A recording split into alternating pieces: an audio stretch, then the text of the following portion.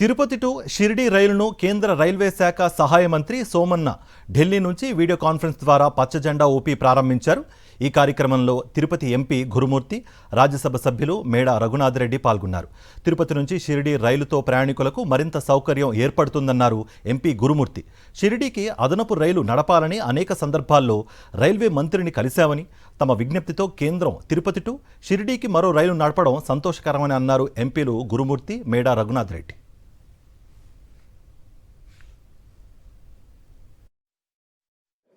తిరుపతి షిరిడి ఇప్పటికే ప్రతి మంగళవారం ఒక స్పెషల్ ట్రైన్ ఉంది.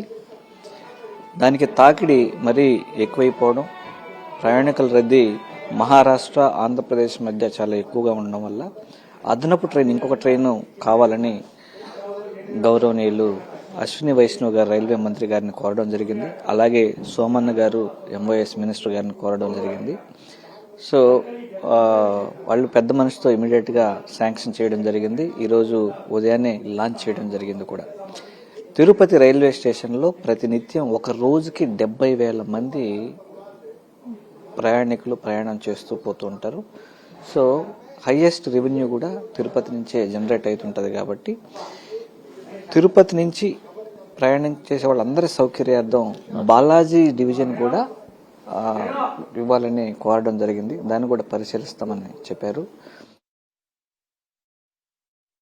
భారత ప్రధానమంత్రి నరేంద్ర మోడీ గారికి, అశ్విని వైష్ణవ్ గారికి, రైల్వే మంత్రి సోమన్న గారికి ఈ ట్రైన్ తిరుపతి నుంచి షిరిడీకి వేసిన ట్రైన్కు ధన్యవాదాలు.